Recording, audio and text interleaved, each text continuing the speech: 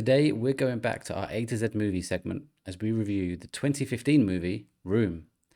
Did we enjoy it, or should this movie be left locked up in a room? Let's find out on the Late Night Movie Podcast.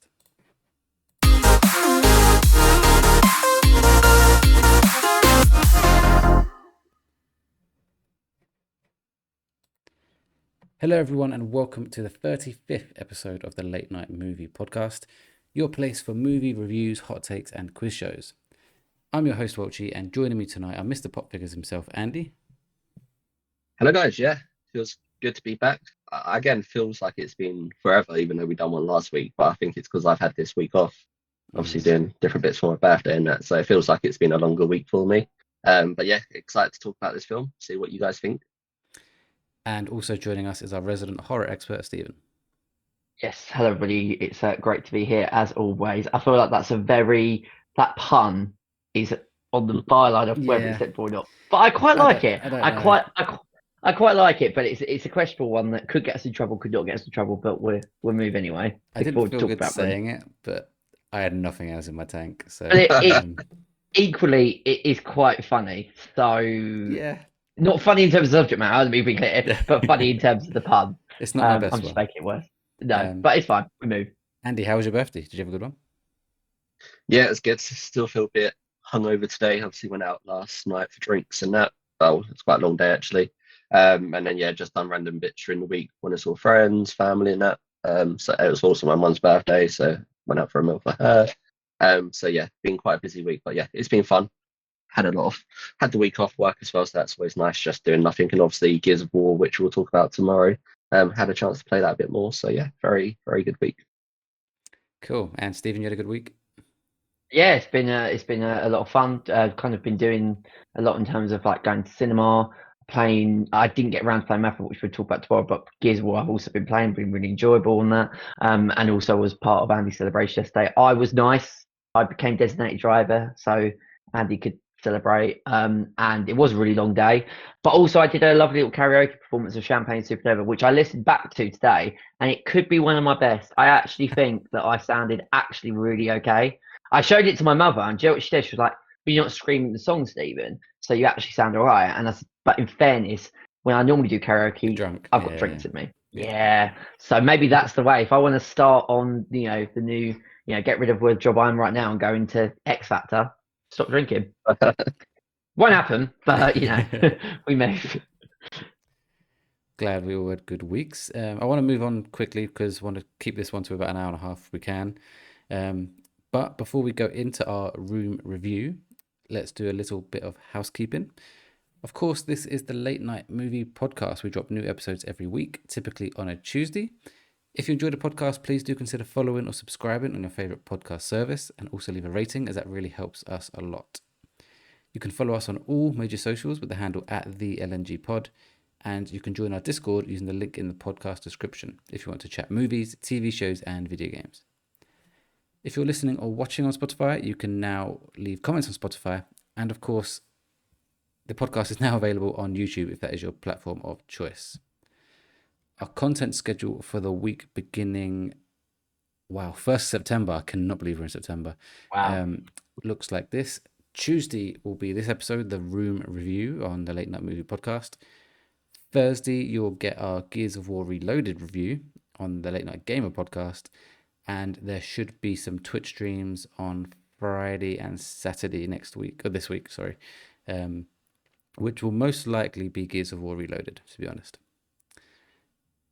That's it for the schedule, but just before we move on, I've really screwed this up, but finally, we are sponsored by Dubby Energy Drinks.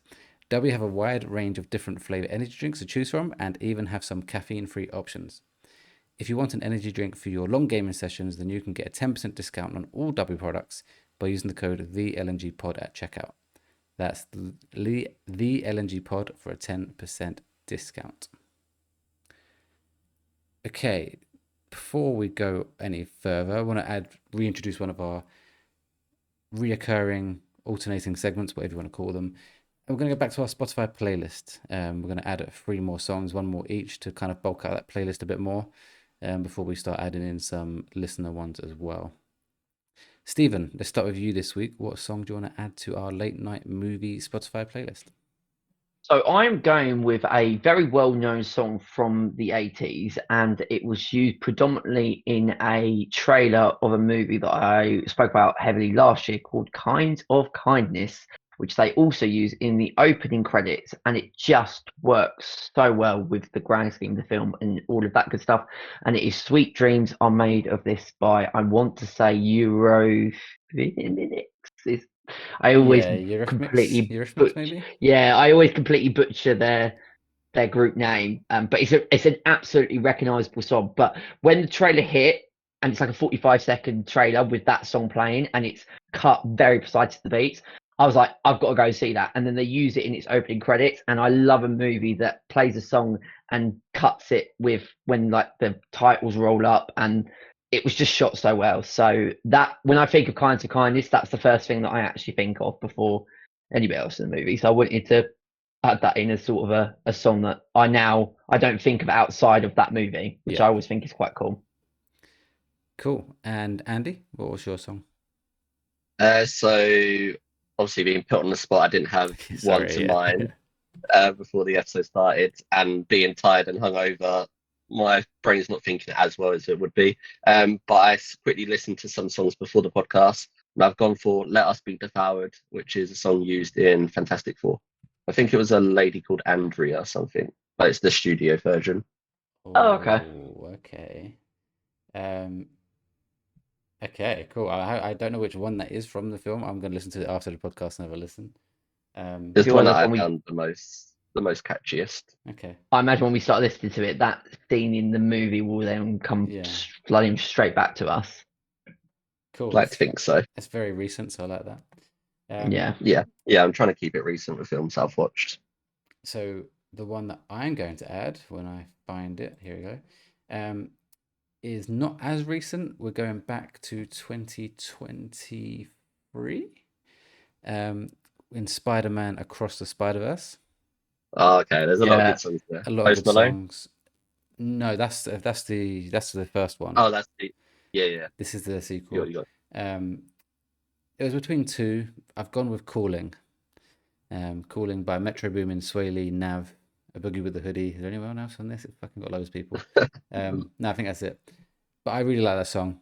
And I remember that scene is when Miles is kind of swinging around the city with Gwen when she comes to visit him in his universe again. I love that film. It's one of my favorites, and I love that song. I love a few songs off that track list, actually. But yeah, we've now got 8 songs on the playlist, and it now lasts for 30 minutes. So if you've got a 30-minute journey, you can now listen to our podcast playlist and enjoy it. If you've got a 30-minute journey, you can whack it on and have a while of time. And I always think cut that on tomorrow, actually, then. Mm. For my journey to work. I think Sunflower's always the song when I think of the Spider-Verse. That's the big one. But what I quite like is that, you've got one from 2023, I've got one from 2024, and Andy's got one from 2025. So we picked all the songs in the last 3 years. So we've done it unintentionally, but that's actually quite cool. I can't believe how much the third film's been delayed by, with like the fact they originally announced it'd be 6 months after the second film. That was the biggest mistake they made. Like, there was no way they was ever going to do that. That film takes so much animation. Like, apparently the people who worked there were like, it was never going to happen. Like, just never. I don't get why they would announce it without already having like the bulk of the work done for it. Yeah. So that was my thing. Like, I thought, maybe they filmed the second and third film sort of close together. But just got to do a few touch-ups. The Miles Morales voice actor posted the other day that he's only just gone to the studio to do his lines. Yeah. I think, this was coming out 2 years ago. Because you think about, because of how long it is, I thought in my head that they've just kept it going, split it in half, and then a bit like what they did like with Kill Bill 1 and 2, that they filmed it basically in one go and then just split it down the middle because of the length. And how they did it with Wicked, the ones coming out now? They've already they filmed it back to back, but obviously it would come in at like nearly 5 hours. So they just literally split it in the middle. And I thought they did that, but maybe because of the animation, maybe there are some difficulties that. But then, why is he doing his lines now? I know. Unless it's just like reworking some, maybe, I don't know. So we are we looking at like, is it 2027 that's going to come 7 out now? yeah. I think so. Yeah. Which is insane. Bear in mind that left on a cliffhanger. And 4 years you got to wait Yeah, for I it. know. Yeah. I mean, people will still be excited. hype. Like, I know Yeah, people are I'm saying, still "Oh, it's too hyped. long." It's like, yes, but you can easily rewatch them. They'll both be on Netflix. Yeah. They'll plan to have them on like a service, like the year Yeah, leading just up to it Yeah, they'll Yeah. drop them in the cinema as well as well. My- before Oh man, the new one comes out. They keep doing that, don't they? Now happily with do. films. a question when you guys went to see it. Did you know that it was going to leave on a cliffhanger? Well, I sort of got that impression. I knew there'd be a third film, and they were basically calling it like a two-parter. See, Oh, I yes, see. I did, but yeah, I just didn't realize it was going to be as good as it was. I loved the first one. Beg- I love the second, but you know when you go into Yeah. it thinking, can they really live Yeah, up to it? And they fucking did. yeah, they I- did. Yeah, I remember because I obviously wasn't aware of it ending on a cliffhanger, and it was like I think it was like 2 hours 40, but it flew. Like I love both those movies. But I remember sitting there thinking, right, it feels like we've been here for a long time, and we're not even getting to the third act yet. So I'm Yeah. thinking they're gonna fucking leave it on a cliffhanger, you sneaky bastards. And when I watched it with our friend Jay, he was aware of that. But obviously, I try and not read anything Yeah. like unless it's something like, but normally like a horror movie, I tend to like to know my facts, and I'm a nerd when it comes to that. But with Spider-Man, I kind of went into it not knowing anything. So if you told me then not only is it going to leave in a cliffhanger, but you're going to have to wait 4 years for the next chapter, I'll be 4 like, years is a no killer. chance. Yeah, Yeah. no chance. I think that was the first film that I went to watch by myself as well in the cinema.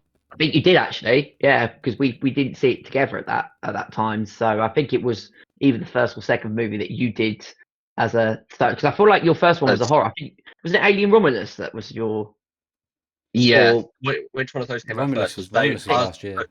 yeah, Alien Romulus was. They're the only two films I've seen by myself so far. So it would have been Spider-Man was was the the first one. Cool. Yeah. It was worth it. Yeah, definitely. Cool. Well, there you go. That's our playlist updated, 8 songs. I'll soon be reaching out on Discord for people to send in their submissions. Probably once we've got the game of 1 up to 8 as well, then we'll probably start asking for some. So keep an eye out on Discord and get ready for your submissions. Until then, let's move in to topic of the week. Topic of the week. All right, so topic of the week this week is our review of Room. Although I didn't change my notes and it says weapons, but clearly not. We're definitely reviewing Room today. As always, we'll start by giving our high-level spoiler-free thoughts on the film and then giving our scores out of 10. We'll then have a short section. I say short, it's sometimes quite long, but a section where we'll be talking about spoilers that some people may want to skip.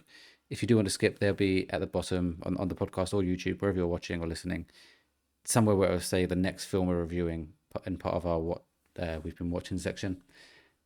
Before we give our thoughts, let's look at a few different stats and figures. Obviously, we should also mention this is part of our A to Z series that we're doing. So we've gone through A to now R, done one film each. We alternate who picks it. Andy picked Room, sorry. I picked it. Well, technically Beth picked it, but Yeah. Your household picked She gave me a few If ideas. it's shit, we blame Yeah. Beth. Is that what you're now saying? Exactly. Yeah. Okay. it. And Stephen, at the end of this part of the podcast, will be picking the film for F. S. Yeah, my alphabet should be better than this. I've lost my head because I just a random topic. When Szoboszlai scored today, I was texting my friend Jamo, who's an Arsenal fan, and let's say he may or may not have been watching the football in a way where a stream could go down. May or may not. That's only allegedly. Anyway, his stream had stopped working, so he needed me to text him updates. And I said the alphabet has just scored because I couldn't bother to try and spell his name. Yeah. All right. Yeah.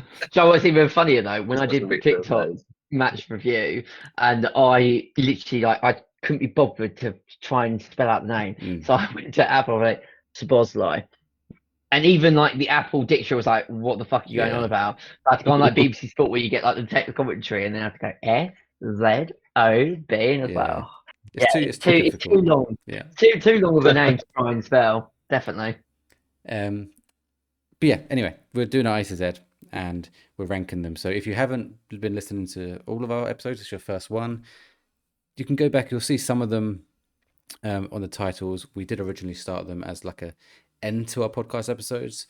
but our podcasts were going like over 2 hours, and we decided we needed to give them their own time to breathe and a whole topic of the week. But yeah, maybe at the end of this episode we'll go through and I'll list them all in order in terms of our ranking anyway, and you'll get an idea of what ones we have reviewed so far. Okay, so budget for Room. Do anyone ever guess what the budget was for this film? Bearing in mind that half this film is in a very, very small room. It can't be a big budget, surely. Like 15 million? I don't even know. Oh wait, but it's got Brie Larson. Is that before Brie Larson. But this was before 2015 though. Before Marvel. Bigger. Yeah. And having said that, she was already in Scott Pilgrim vs. the World, and also that she has got a musical career as well. There's a song. Yeah, she sings. Oh wow! So when it popped up, I was like, because she's in there's a song in Scott Pilgrim that is really catchy, and it features Brie Larson. Oh. So when I saw her name pop, I was like, oh, it's the girl from Scott Pilgrim that sings. But it was before Marvel, so I would go like maybe like 20 15. million. I'm gonna say 15. I think it's around the 15 to 20 million pound mark. If this was a competition, Andy would have won. He was closer. 13 million. So okay. Oh, all right. You're both in the region. Not too far away. Okay, next guess. Box office. How much did it take home from the box office? I know obviously it's got good ratings and stuff, so maybe you said it made 13. It would cost 30 million to make. I'm gonna say 60 million. I'll go 70 million. I hope it's more, but okay. If there was a competition, Andy would have won because it was 35 million. Oh, okay. 35. Okay, all right. They tripled their money still, pretty much, which nearly, is good. Nearly tripled. Yeah. They probably class it as a success, but yeah, when I saw the ratings, which we'll go into in a minute, I thought it might have done better. I guess these kind of films will go into it quite depressing. It's not like people are going to rush back to watch it. People aren't going to go watch it a second time, really. I don't think these films typically get like good marketing either. Like, no, the sort of film that doesn't get pushed out much. I imagine it's one of those movies where, like, for example, when I went to see Eddington, which is like a drama, you see the coming attractions, and if you saw the coming attraction this, you might go, "Oh, that looks interesting. I'll go and watch that." But it won't get like the high media promotion. It's that or word of mouth. Someone goes to see it and go, "Oh my god, you've got to see this." And well, we'll go into it in a minute, but. I can't even, because it came out 2015, and that was the time that I was starting to really actively go to cinema, and I would have been old enough to watch it because it was a 15. I don't remember ever seeing this movie anywhere. So I agree with what you were saying, Andy, that I don't think it had a high marketing campaign or a popular marketing campaign in that sense. Yeah, and you do get those films, like even today, like there's so many films that, because there's so many films being released, some of them don't get pushed out as much as the main, like they usually have a couple of headliners, and then in the background you'll be like, oh, what the hell is this film coming out? I didn't see anything about this, and just see the trailer pop up randomly, and all of a sudden it's coming out next week. You're like, oh shit, that looks alright. So I can imagine it being that type of film. I thought that about The Amateur this year. All of a sudden it was out, and I was like, what yeah, is this? Exactly. Yeah. So Rotten Tomatoes, it's got 93 for both very good critics and audience. A rare equal score, and then Letterboxd a 4.0, which again, very good score. Yeah. Good. But does that score relate to what we think of the film? Obviously, we are the most important voice about movies. So, we are the only voice in the movie industry. Let's start with Andy, because it was your pick. Okay. You've watched it hungover, so that would either mean you found it extra depressing or extra boring. I don't know which way you're gonna go. But yeah, give us your thoughts, and then obviously spoiler free for now, and wrap it up with a score out of 10. Yeah, that's absolutely fine. I'm sort of looking at my notes, and I haven't actually wrote down what I think of the film. I've wrote down like questions like that I wanted to ask when I was watching the film. That's a good start. But I did really enjoy this film. In terms of that, it was a good film. Obviously, I didn't enjoy it in the fact that it is quite an emotional story and very depressing. And obviously, the subject is very, again, depressing and obviously very upsetting. What will the people in this film go through? It's a very good performance by Brie Larson. I don't think I've really seen her in much. I haven't even watched Miss Marvel, but I know that Captain Marvel, sorry, that didn't go down well. So I don't know how good her performance was in that because I haven't seen it yet. But I thought in this she played a completely different role, and yeah, she was. I thought she was fantastic in that role. I like the way that they showed sort of. I like the fact that this whole film wasn't based in the room, so it's sort of split in half. So they had sort of the half where she's in the room with the child. Obviously, do you want me to, am I allowed to say sort of the main premise of the Oh, it's a story, or do you want me spoiler? to I save don't that? think so. I'm actually, hang on. I'm guessing it's probably in the Get description of this if film. you've got I the think in the blurb. description Yeah. it says that they break free, so I don't think that's a spoiler. Well, you've just spoiled it if if it it did it, isn't. you just said it. Well, oh yeah, sorry Oh yeah, guys. it does say they gain their freedom. So yeah. Yeah, Okay, yeah. So obviously the main basis of the film is it's a girl who got kidnapped when she was 17. She's been locked in this room for 7 years. In that time, she's had a kid with the person that kidnapped her, and it's the first half of the story is them locked in this room, and then the second half is what happened, like how the reaction to them being released or escaping, and that family impact that you don't particularly usually see in these type of films. I don't think as much. It's more on just like the actual kidnapping itself and where they're locked away. I don't really think they usually dive into too much of the emotional side afterwards and how the mum and like the kid and then obviously the family as well, how they could all feel and be impacted by what happened obviously quite a long time ago. But yeah, for me, I don't usually cry at films, and I don't know it's because I was just hungover. Yeah. But there was so many parts in this film where I was like, oh man, I just kept tearing up, and especially when like you hear the kids narration like over the top of yeah. certain scenes, like, and then there'll just be certain parts where he'd speak or say something, and I'll be like, oh fucking hell, man, why you got to do this to me? So it's a You're very definitely emotional. hungover. Yeah. It's a very emotional film. I thought it's very creative the way that the kid thinks this room is like massive and it's like limitless to what he can do in there. And I find it very creative the way that the mum found different things for him to do in terms of like things with the eggshells, the toilet rolls, all that sort of thing. I thought that was very clever. And then the revisit back to the room afterwards at the end of the film where he's like, this is tiny, and like that realization that there's this whole world out there that he's not had access to for the last 5 years since he was born, and like seeing the way that they showed that on the screen in this film I thought was crazy. The one thing I didn't like is there wasn't you don't know what happened to old Nick, so I wanted to know. I think there's like, I don't know if he got captured or not, or Well, they say they because they're arrested talking someone, about. don't they? They arrest him, Well, and they say that someone. They never actually say it's him. no, They don't. Yeah, But they never name him, do they? yeah, But with like, I obviously you have the scenes with like them talking about getting yeah, lawyers involved, there being a trial. So I sort of assumed that it's they've him. caught Yeah, him. yeah. I Yeah, assumed it was him. Really, I mean, Yeah. they didn't really give you any other indications of it to no. be anybody But else. And obviously, he what I was mean, spotted by that randomer person yeah. in the But what I street. mean, there isn't a sentence. He hasn't been found guilty. You don't know if he's actually been caught in that sense. Um, so it's like I don't know if they plan to do another one of these films where it was then set in like the trial room. That would be. I don't know if they'd want to do another one, but yeah, it would have been nice to have a conclusion to his story, and hoping that obviously he got arrested and tried for it. But yeah, overall the film was great. Very depressing, very emotional, very powerful story. Very good casting. The mum Brie and the boy Jack. I don't know what his real name is, but I thought it was a very good performance from both of them.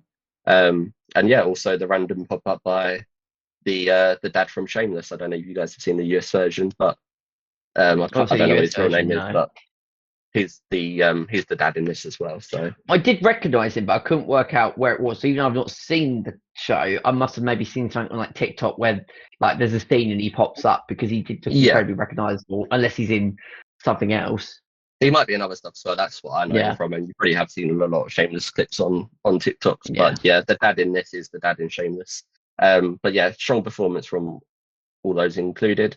And my rating, I'm giving it an 8 out of 10 because I thought it was really good. Solid. Cool. Stephen, you watched it literally minutes before we started Yeah. this podcast.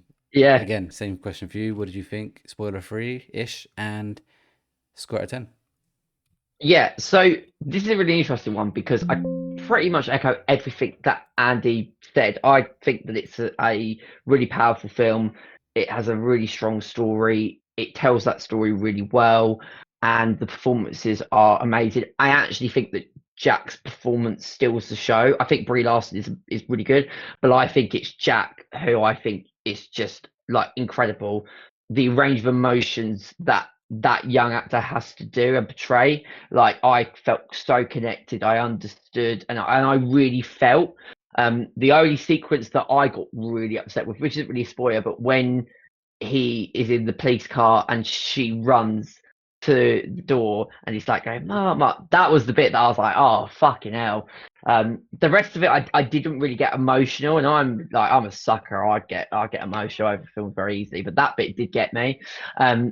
It is weird though, because it's like it's one of those films where I enjoyed it, but there were moments that I got bored.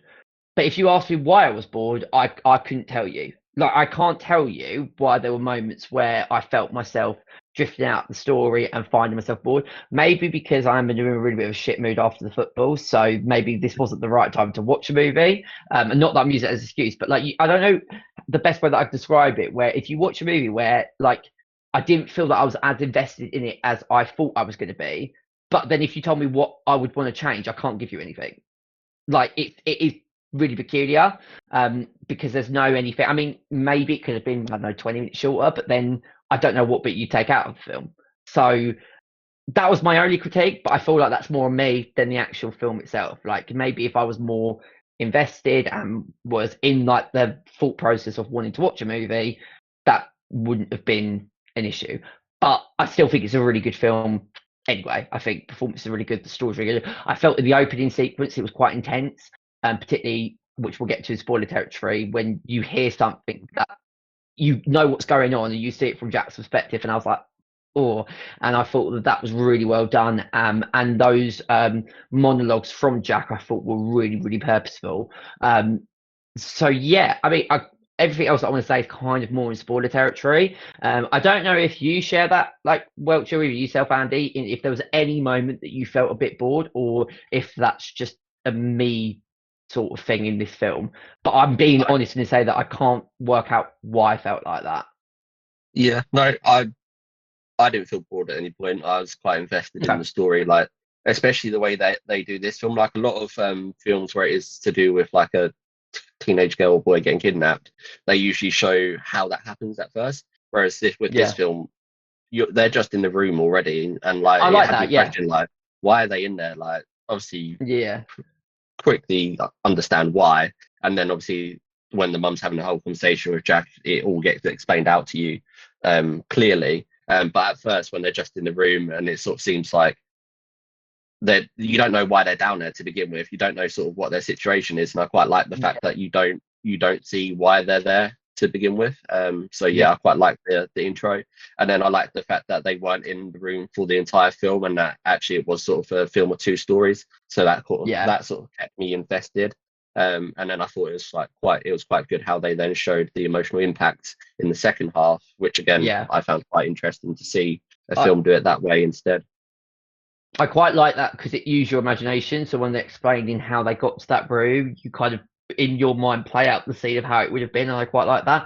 And I also think it's really interesting on Jack's perspective of seeing this brand new world for the very first time, and the things that he came into contact with that he got quite scared of, that are quite mundane things, and just the fact that they can then try all these new things, because for the first 5 years of his life he's not been able to do any of that. So I absolutely agree. That's what I say, like I agree with everything that you're saying, but I just felt at times that I was like getting out of that movie. But I still think it is good. I feel like you do have to be in the right mood to watch this type of movie. Yeah, like, maybe I wasn't. It is a very depressing movie. Like it's not a film you're going to go in and think like, oh, I can chill, relax. It's not going to be a fun time. It's not a good time. No, it's a good. Yeah. Well, I'll tell you my thoughts. It's a good film, but it's Yeah. you don't enjoy it. You know Yeah. what I mean? Like, It's a very niche film that you yeah, have to be in the mood to watch. Yeah. And you probably just like, yeah, if you was finding it boring but still think the film's good, then you probably just didn't watch I at the just right wasn't. time for you. But I can't face myself going back to rewatch it because it's not the kind of film that you No, need to rewatch. So, but I completely agree. I think that that's kind of where my head was at that time. But I think the performance was really good. The story was really interesting in respect of how they told it and the subject matter. But I just think like it was one of the best child actor performances I've seen in a long time. I thought Jack's performance was absolutely brilliant. I think if the movie would have suffered if his performance was shit. If you didn't, if yeah, you, because there are so many films, and I relate to that horror movie. I know I've said it before, and it's like a running joke, but there are so many kids in horror movies that can't act, and it takes me away from the horror movie completely. But you totally believe his performance and the range of his emotions, particularly what Jack has to do at the end of the first half, going into the second half, I thought was like unbelievable. So all in all, a good movie. But I think you've hit the nail on the head there, Andy. You've got to be in the right frame of mind to watch it. And obviously, I wasn't today, but still a good film. what score, Stephen? I think I'll go just slightly low at 7.5 out of 10. I'm only going to give it a 0.5 just because there were moments that I was bored, but then I feel harsh in saying that because of what we just outlined. But 7.5 is still, for me, a very good score. It's a good movie. Uh, hang on, what's happened there?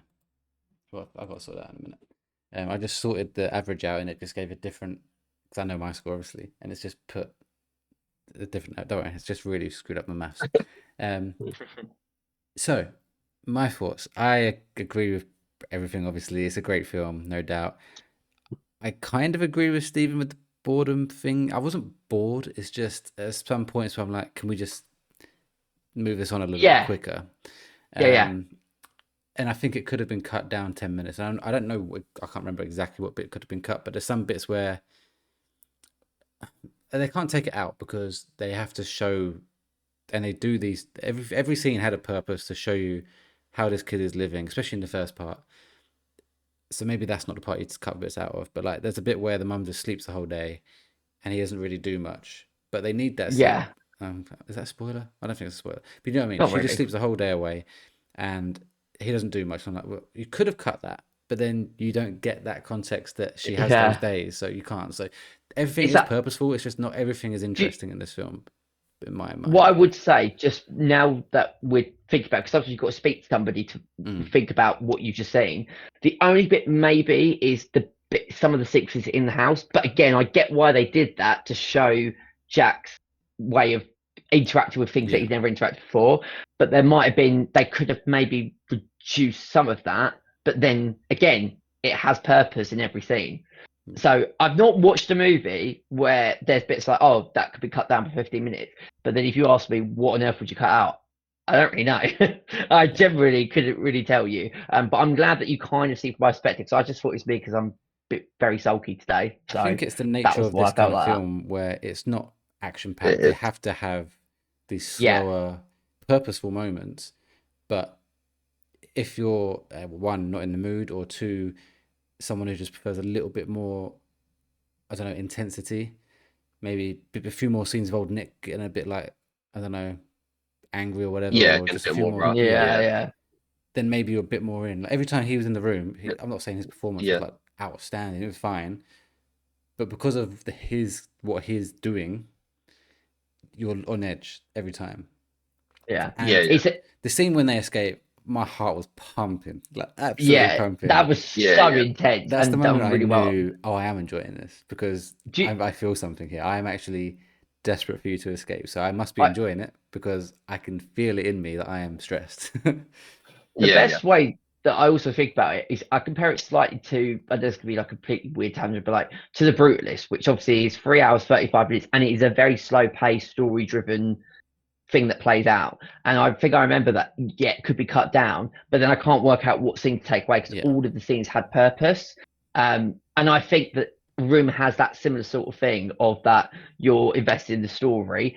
And equally, I would like things to be like, come on, fucking get on with it. But then at the same point, I'm like, well, how or what we're going to take out of it. Yeah. Um, So Or it some might movies are be like that. it might be that you're in a scene thinking, "Oh, come on, let's move on," but then by the end of that scene, you're like, "Okay, Yeah, that did have purpose. I get it now." But while you're yeah, in yeah. it and like you're thinking, "Can we move on?" But anyway, it's a great film. The two performances are obviously fantastic from Brie, and his name is um, Has he been Jacob. in anything since? Yes, and he has done 'Cause very well obviously for he's 10 years himself. older now. Um, Okay. Oh, okay. Jacob Tremblay. Does that ring a bell for anyone? Jacob Before I tell you Tremblay. what he's been in. I think No. it does, yeah. I sort of like recognize his face, but obviously he's like a kid and he's 10 years younger. But I feel like I have So, seen him in something Andy, recently. he is in, and this goes back to our most recent episode, Top 10 Pixar Movies. Okay. He is Luca. Oh, really? Yeah, Oh, he okay. is the voice of. Obviously, I would have got that, but No, you don't see him, imagine but he is the hearing, voice of yeah. Luca. He apparently, I've not seen it, but he is in the new Little Mermaid, like the live action one. But he's a Okay. Okay, voice. I have seen that. He's a voice of Oh, okay. Flounder the fish.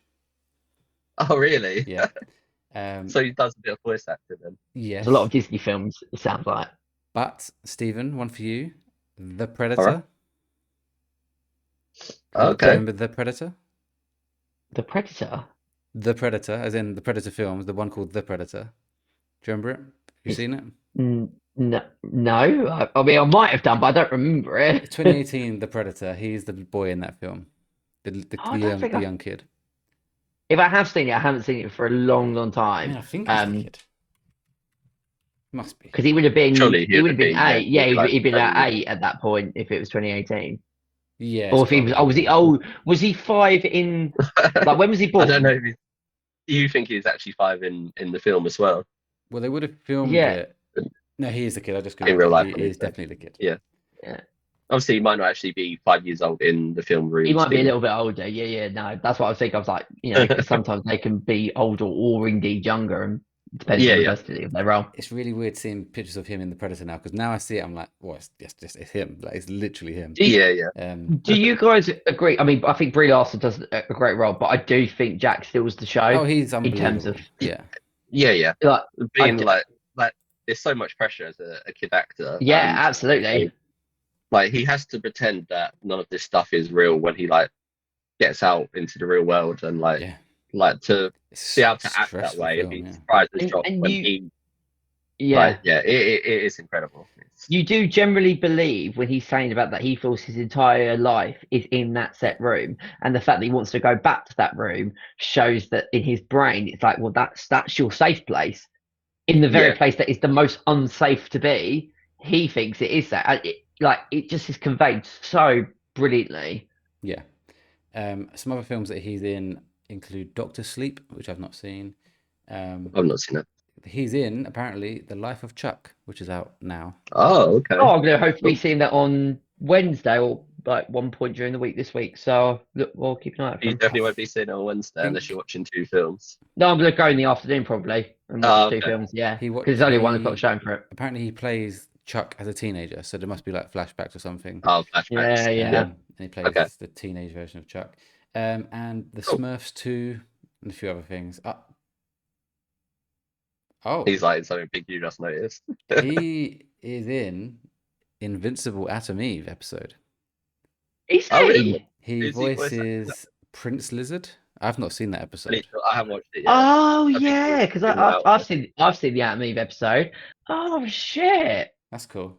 Small world.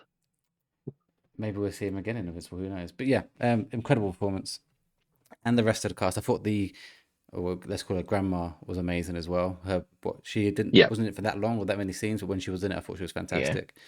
I thought all the performances were absolutely brilliant. Yeah, and yeah, it's a depressing ass film. I watched this in parts as I always do, and I was watching the first 2 parts.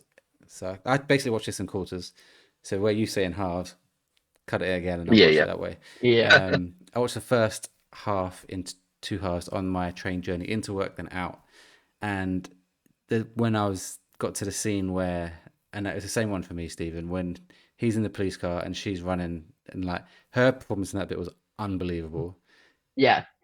His performance in that bit was unbelievable, and it got me, and I was like, I felt myself like, when you do the thing, you're like, Yeah. You could feel yourself about to cry. And I was like, oh yeah, it's just because you kind of especially for you actually being a parent, Yeah. obviously being only on, but that feeling of like your child reunite with your mum, knowing that you're both safe. Like I can imagine that hits for you even harder than it would hit like both reality. It was a very powerfully emotional scene.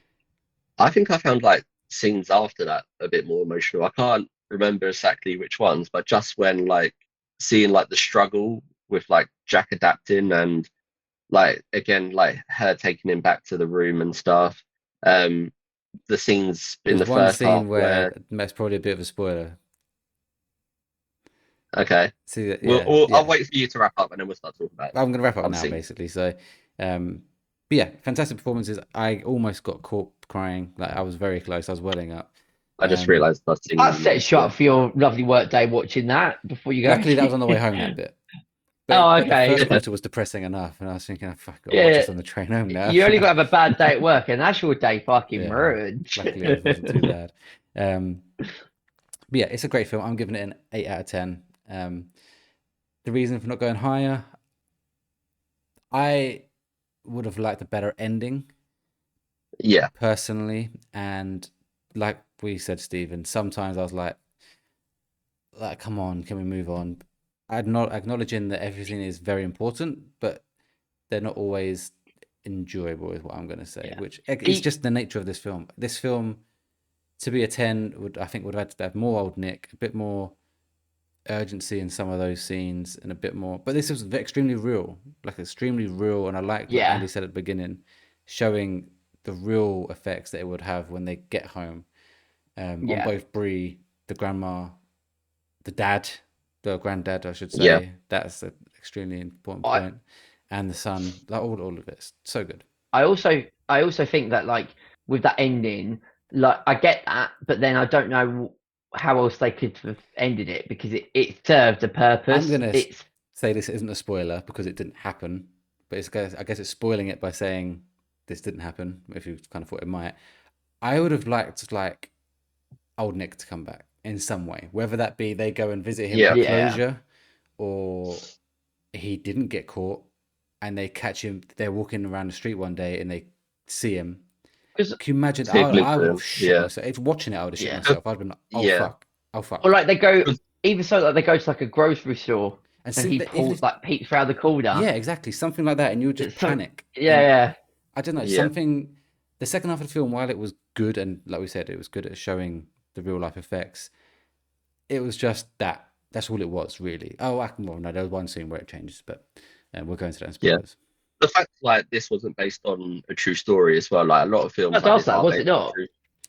I don't think so. I didn't see loosely. I think it's loosed on some. It's a book. I think it's a book which is written based on. Obviously, this has happened in different ways. Basically. Yeah. This exact situation hasn't, but some. Yeah. A lot of these films are usually based on a real person, and then it's like telling them their story, so they can't really change it so much for payment purposes.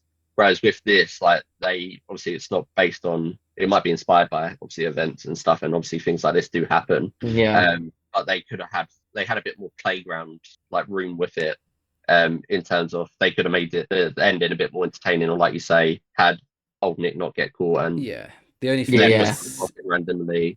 Like, because there were scenes where I was thinking, like, when Jack was out playing football, or yes, exactly, like just bits like that, where I was thinking, like how they caught this man? Like, I don't like. If I was the mum, I'd be not wanting to leave Jack to leave my side. Barricaded indoors to be like, you are only going out when I'm next to you, holding your hand at all times. Yeah, but I felt like there was moments where like he was just out there, or like they were both still exposed.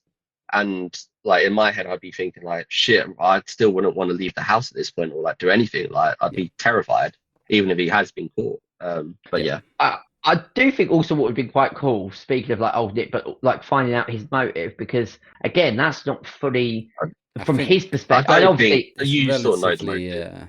Yeah, but it'd be interesting to hear, like when they're doing crime, like thrillers and TV shows, where you find out from his perspective, ask the question, why did you capture this mum and her kid? Well, from your perspective, he didn't capture the kid, though, did he? No, sorry, he didn't capture the kid. Well, why did you?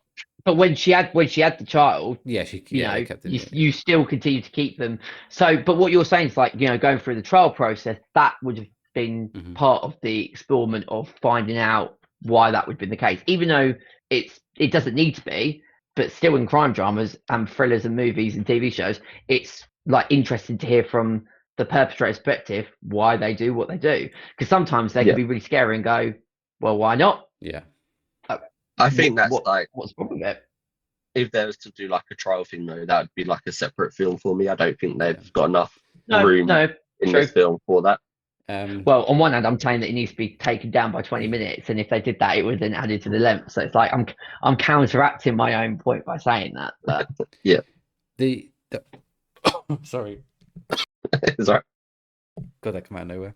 Shit. The argument for it being I've lost my point. Oh, no, I've lost it again. What was we talking about? Movie length. There's something, Andy, you said that I wanted to go on again. Oh, about it being like making changes like to because it wasn't actually based on real. It depends on the author, because it is a book. The author might have said no. True. You do it to the book. Yeah. So we can argue that the author's wanted to put here, not the actual film. But anyway, let's move into spoilers. I genuinely don't think there'll be much spoilers here, because there's only one scene I really want to talk about spoiling, I think. But and obviously want to keep this episode relatively short. But this is your warning. If you want to avoid spoilers for this 2015 film, then please skip ahead now or come back later and watch this bit. But if you don't mind, or if you have seen it, then obviously stick around and hear our spoiler thoughts. So we're going to spoil it now. So the scene I was on about, Andy, was when the suicide bit? Yeah, she tries to commit suicide. Yeah. Which is that was intense. Yeah, I definitely found that more emotional, because you see her on the floor, you see the sick, you see like Jack's just screaming, like he's worried. He's like, in my head, I'm thinking like, she's just got to safety. She's just escaped. She's been in that room for 7 years, and because of that interview, by the way, like imagine that happening in real life, having that interview where they're like, did you not think about telling like him to take Jack to the hospital and just leaving him? And then in her head, she's probably thinking like, I'm in my safe space, but I've got someone who I can love and care for. I've got purpose, even though I've been kidnapped. But now she thinks she's selfish. And all of a sudden she's like all these questions being thrown her way. I don't think she was like expecting it, and to hear that out loud. Obviously, you saw the impact that interview had on her. Wanting to take her own life. Yeah. After her saving Jack as well, or him saving her. Mm-hmm. It's like, it was such a tough watch, and like just seeing Jack like scream, like thinking like, I didn't think she was going to die, but yeah, it was just a tough watch. It was a close show. I also think, as somebody that has had in like our family moments of emergencies, everyone has that scream that comes from the absolute pit of their stomach when you know something is really, really wrong. And I think Jack mastered that scream in terms of that. Everyone's got it. And I can't explain it unless you've been through that situation yourself, where you scream in the most scared that you've ever been, and that really got me. Like, because you believed it straight away. That is a kid that is absolutely terrified and can see straight away that something is really, really wrong with. What was the mum's name, by the way? Was it her real name's Joy? Yeah. But I don't know if she was called something else, because she was like, she told the make sure you tell them. She told old Nick it was something else. Yeah, and then when she was saying to Jack, like, when you escape, tell them you're the son of Joy Newson. It's like, I was like wondering what she was telling Jack her name is. But I also think like the grandparents' reaction, that scene like gave me shivers in terms of how well that was played. Absolutely, and you could really feel. And again, the movie's so realistic. It is so realistic and so believable and so relatable all the way throughout. At times it almost feels like you're watching a real life sort of mockumentary, in terms of the fact that you sometimes forget that this is actually fictional, this is a film, because of how well it's done. So that's a major kind of positive that you can give the movie. Brie Larson played a depressed lady extremely well. Like, she did. Yeah. It sounds silly, but that's probably quite hard to do. And she played it amazingly. It's like, at points during the film, she had like no emotion, but it was like good no emotion, because it's like completely like, she'd been out emotion. and then and then there were those moments of reaction where like with the grandparents, obviously her dad, obviously with Jack not being able to look at him, and like it did make me think in that like situation, like how would I react to that? Because like Jack was the son of the kidnapper. Yeah. So I can understand his point of view, like struggling to look at him in terms of like, if you look at Jack, is he just going to see that his daughter got kidnapped and potentially, obviously in this situation, raped by old Nick? Yeah. And then obviously you got the grandmother, who's obviously being more of a rock to her and sort of being more supportive, and obviously basically having that instant connection with Jack, like when he like finally settles in, and he's like, oh, he wants to cut his hair now, and she has that moment where he's cutting his hair, sorry. But I found that scene like really emotional as well, and yeah, it's just like hitting so hard, like all those different moments that they had. But yeah, one of the other scenes that I found not so, it was like a tough watch and like stressing me out, when she was trying to plan their escape and she's talking to Jack, but obviously she's planted in Jack's head all this information about things not being real, whatever, for his own safety. But now she's having to twist all of that on him to make him realize, look, we're stuck down here. I want to get out. That there is a real world out there that actually exists. Yeah. So she's having to go back on all her lies, actually telling him the truth because he's old enough and she wants to protect him. And then he doesn't believe her. It's like, oh shit, man! Like that was tough to watch. Yeah, that was tough to watch. I also think, because you alluded to it, and it's a bit of a trigger warning, because what we're talking about is sexual violence, and it always it can be difficult for people. But for someone that, especially like with horror movies, they show those things and they can be quite repugnant, and I understand that. But I think this movie works even better that you don't see that. Obviously, it's fully implied. You hear like the bed squeaking, what is going on. And I think that's much more tougher. I found that really difficult when it's just toned into Jack's sort of face, and he's in that sort of where his bed is, and he doesn't know what is going on. But obviously, us as the audience can fully understand, especially like in the other scene when she goes, "Let's just go to bed." You know what's going to happen there, and I think that hits much harder than, like, we didn't need to see that. And I'm glad the movie did it in the way that it did that, because sometimes movies do that for pure shock value, but less is more. And I think this movie did really well at being less is more, where we fully know what's going on. And I can only speak for myself, but I imagine for you guys are the same, that hit much harder. Yeah. How they did that. Yeah, definitely. Yeah, you knew exactly what was happening. Like they showed you enough, and like you say, with the sounds of the bed and stuff.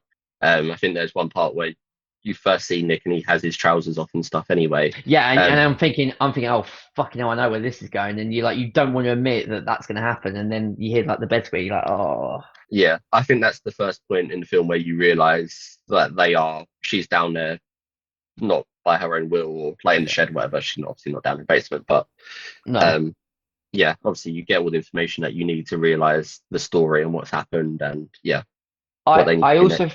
I also thought it was so clever how she had to get Jack, as you said, like in terms of the escape. So firstly, she tries making him sick, making him really hot, and that doesn't work. She goes, go again. To then have the foresight to think, right, we're going to basically fake his own death, to then be in a position to then come and rise from the dead and then roll out. And he was incredibly fortunate that guy walking his dog was there at that time. Because if that person, that bystander, didn't intervene, he would have gone back into the car, and then that plan would have been foiled. Yeah. Also, the police, I thought, was really clever. How she was able to find from that. Maybe it's a bit far-fetched. The male policeman was pissing me off. Male policeman was a dick. I'm glad they done it, though, because that shows you, like, the level of policing. Like, you've got this woman who's just talking to, like, Jack normally and picking up on all these hints and clues by having a normal conversation with Jack. Him not actually, like, giving too much away, but like thinking like, oh, the stop signs, whatever. Then her putting, like, seeing the clogs work in her head by getting all these little hints and tips from Jack. And then like the male officer in the front think, like, just saying like, oh, let him go to sleep, about to think more clearly in the morning. Whereas in most cases of, like, they say with kidnapping, like, if you don't do it within the first 24 hours, then it's like it's likely critical. that you're going to lose them. That's what I think in this case, obviously not knowing where the film's going to go. I was worried that when he got back in his car, I was she like, was going to die. oh, he's going straight back He was there going to go kill straight her. there to kill Yeah. her. Yeah, that's my thought. I'm surprised that she survived, because if you were the perpetrator, He obviously wanted to escape. He was Get just, away. he knew at that Yeah. point he was fucked. That's why he jumped. I did worry, which I get, but I also worried that he was going to go back and go, "You fucking bitch! I can't believe what you did to me." And then, you know, so I'm glad that obviously she got out of that situation.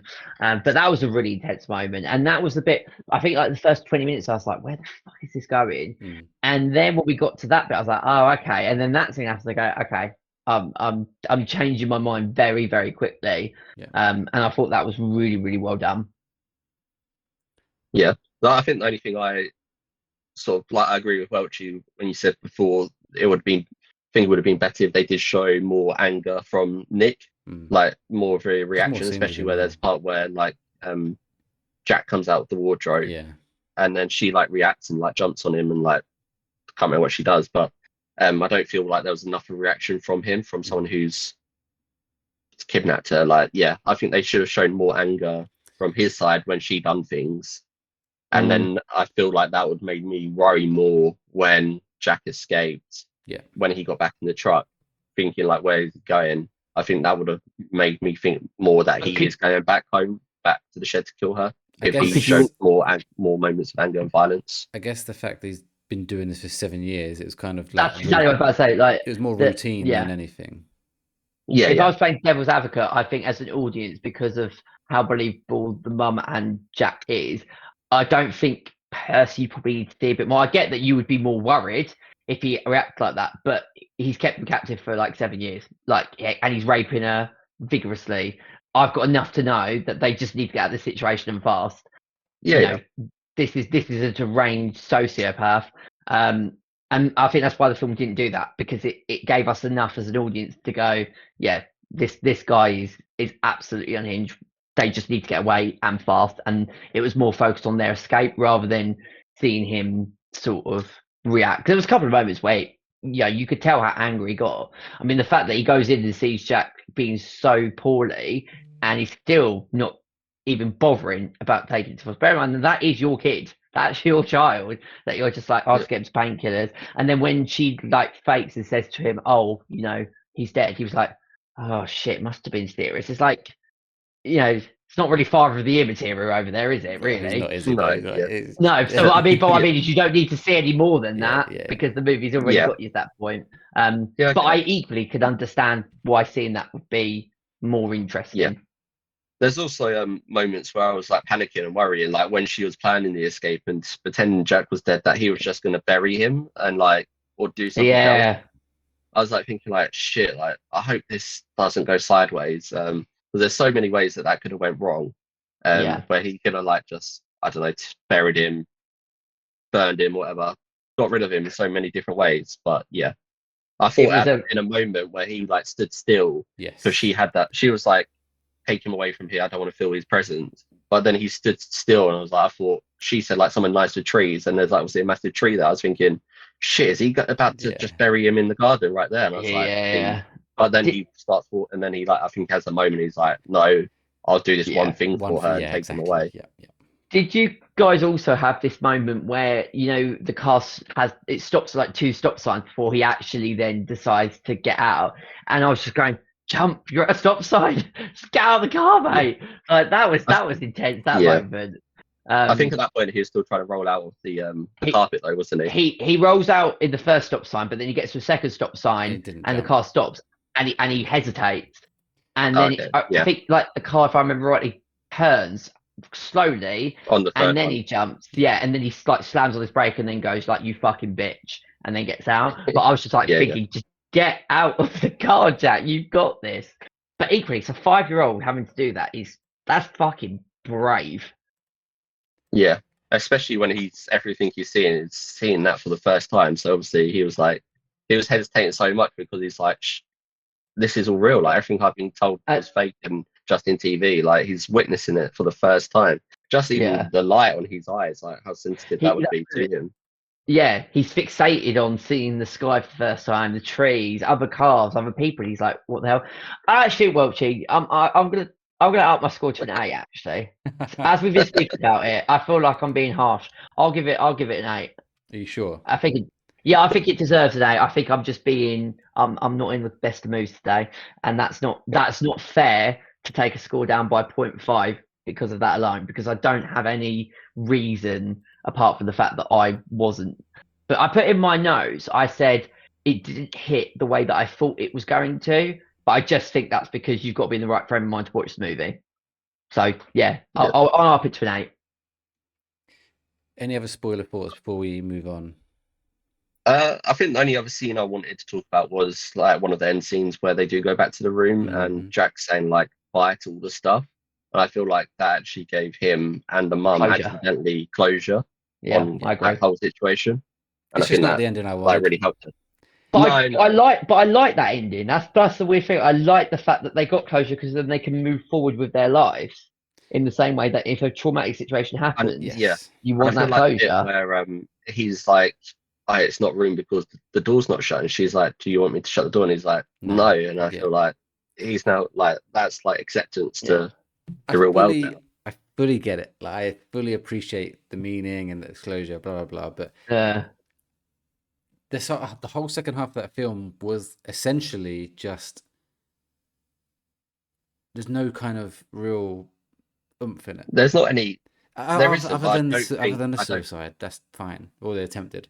Yeah. And I did like the bit before that, the interview and stuff, and the realization that she's Yeah. been selfish, blah blah blah.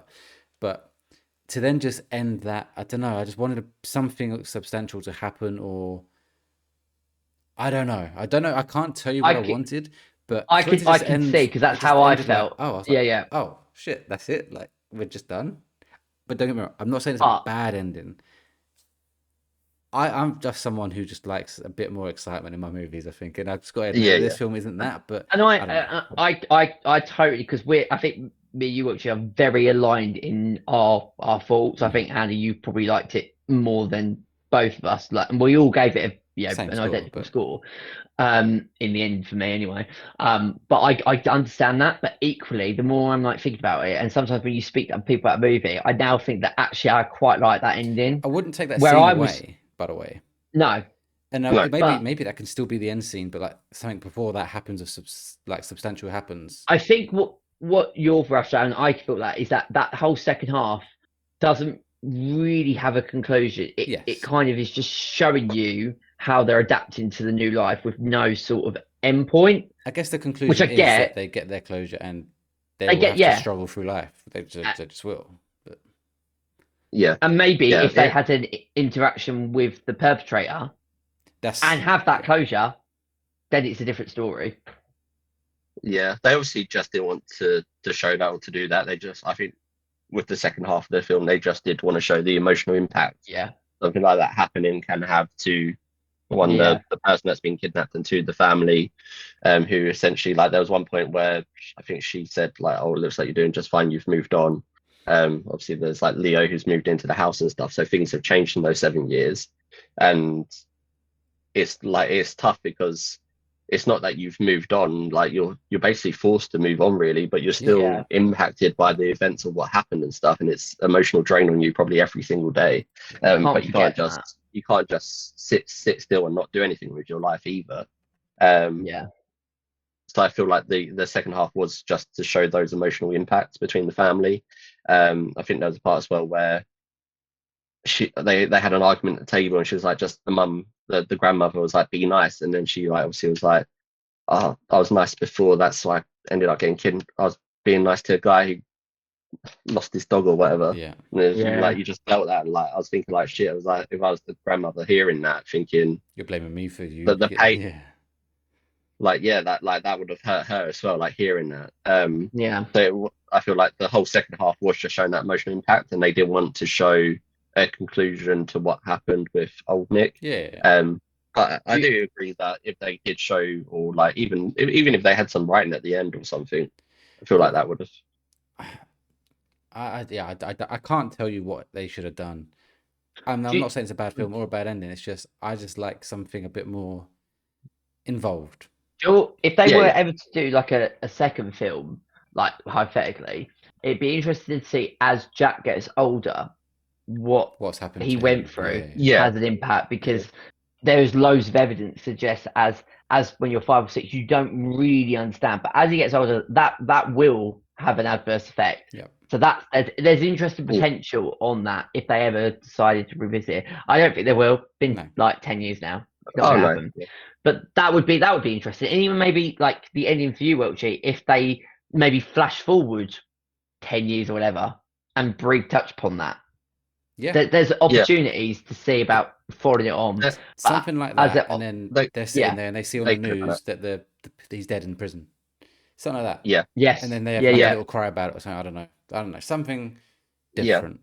Because Okay. they could have easily done something like that as well. Because with the interview as well, she was asking about Jack wanting to know his father. Like that was like tough as well. And it was thinking, Shit, like, yeah. so they could have easily done like a flash forward with him being in prison, and then like you say, then talk about it. But There's Him layers going to the visit him film, in and it's prison. or visit. Yeah, it might be that Jack wants to go and see him. Like he went through all that experience when he was younger. He was still little, didn't fully understand everything that was happening. Mhm. Now that he's older, he fully understanding it, and maybe it's Jack confronting him in prison without the mum even Yes, knowing. that's what I would have said. Yeah. Asking like questions like why did you do what you did? Like why my mum? Or, Okay. complex story told well, sure. But yeah, well, obviously, clearly, we all like the movie. And I can tell you, because of Steven's new rating, this pushed up. film is now our second favorite on the A to Z. Wow. Ooh. It was joint second with Don't Breathe. Oh, okay. Then Steven pushed But up. Steve, because they had the exact same. So Andy gave Don't Breathe a 7.5. Me and Steven are 8. So it had the exact same. Because Steven's gone to an 8, we're now... That's the only... I think it's the only film we've all given the exact same score so far. On this. Okay. We've done other films Yeah. rating the Yeah. same. Can I go back to What? 7.5? No, it's so too don't late. breathe It's- still it's- amazing. So Room is now second with an average of 8, obviously. Yeah. And just above it is Gone Girl. Oh yeah. With, Yeah, that makes sense. because of It's gonna Steven's take rating some- of a 9.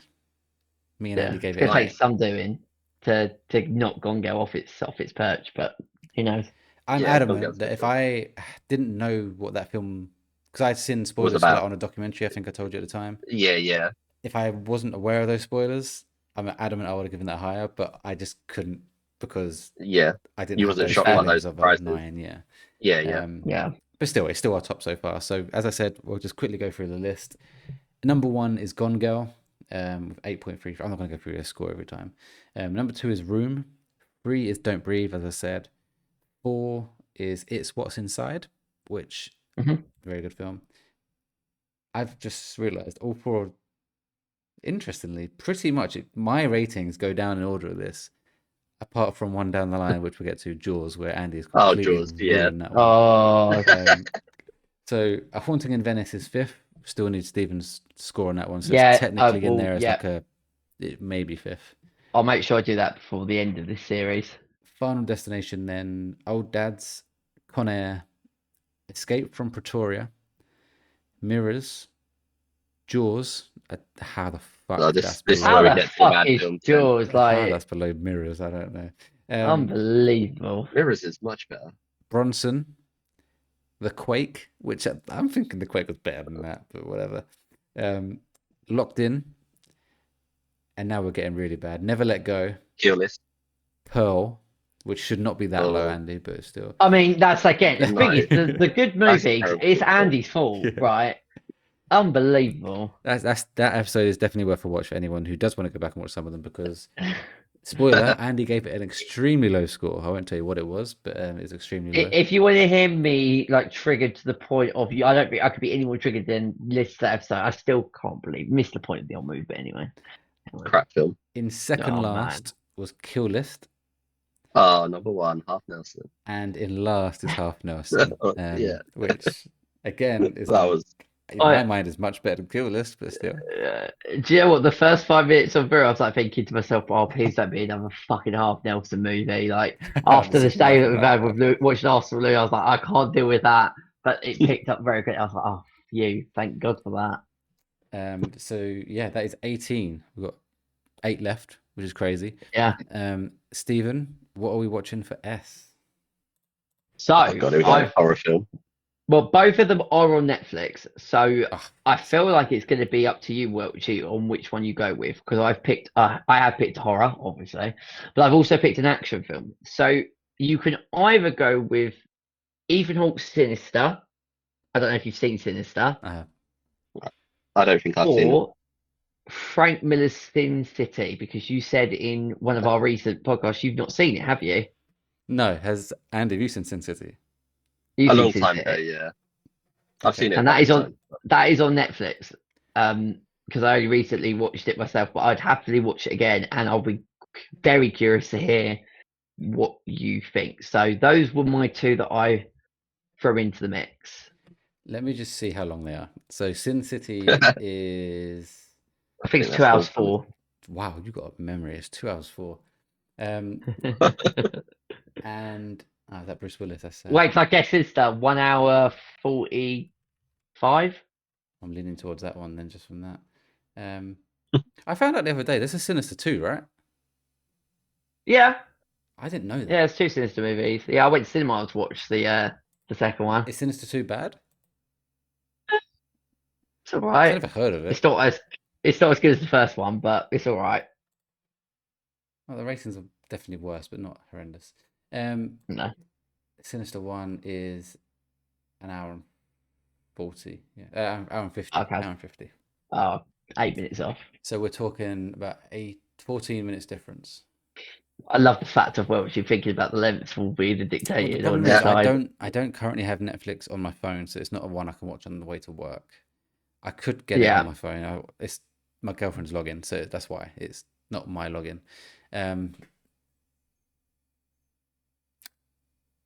I don't mind. It's 14 minutes. I'm not really gonna pick and choose over 14 minutes. Andy, would you rather watch Sinister? I'd happy to watch. I've watched it twice in my life, I think. I'd obviously choose the one I haven't seen, so I would go for Sinister. But You've not seen Sinister? no. Oh. I think we'll go Sinister. Yeah, it's annoying because I really wanted to watch Sin City, so maybe add that to your list for It's on something. my list I really anyway. want I to did get add your it to my list when I you really spoke want to about get it. your thoughts on it. I actually watched it, funnily enough, last Sunday when I was at Chloe's. I was scrolling through Netflix and I saw it was on. I was like, oh, I'll watch a bit of Sin City. But the fact that Andy hasn't seen Sinister, which I thought you did, yeah, we'll go with that. Yeah. Pretty sure I haven't seen it. What year did it come out? 2012. No, I definitely haven't seen it. And Unless I would also add it's a horror movie that actually earns its title. That's what I'll say. So I'm looking forward to hearing what Andy thinks about it. you might not be It's looking forward to it. It's funny enough. I actually think it's the first movie from Blumhouse. I think Oh, it's the movie that kicks off the Blumhouse. oh, and they got Ethan Okay. Hawke. Yeah, Dave Nielsen, the first one. No, I know, but I'm surprised they got him for a first film. You know. For a first film. Well, yeah. I think because Jason Blum, he produced the first 3 Paranormal Activity movies, and then he that made takes Blumhouse like from that. 2010. And I think Blumhouse is first. I might be wrong, but I'm pretty confident that if you go on Blumhouse Productions, I'm pretty sure Sinister's #1, like the first one, and I he did so mean- well that he just. When I go on Blumhouse Productions on Letterboxd, it's got Paranormal Activity 1 on it. I think 'cause maybe Jason Blum produced it, so they counted every movie that he's ever produced. But Blumhouse Productions wasn't there in 2007 for Paranormal Activity. I feel like it's Sinister. I'm gonna Because Google at the it time, I'm interested. Sinister was absolutely huge. So when you Google it, it says the first film is Paranormal Activity. Okay. But maybe that's just because they're, like you say, they're just classing that. as They're number combining one. him. Yeah. Yeah. Anyway, Yeah, either it way, doesn't matter too much. I'm but happy to watch yeah. Sinister. So yeah, anyone who's watching along, playing along with us, then we've actually got that to do in 2 weeks' time. So this is actually going to be like the quickest kind of Okay. new one. Turn around. Yeah. Cool. Can Currently, you also that may just double change, check but- what that it is definitely on Netflix? I'm pretty sure when I looked at it earlier, it said premium subscription Netflix. I would be Or absolutely sure. is premium a different version? What's premium mean? No, it just says on Google. It says like Netflix premium subscription because you have to obviously got to pay for Netflix. Oh, okay. I think that's what they mean. Sinister. Oh, Stephen, I've got bad news.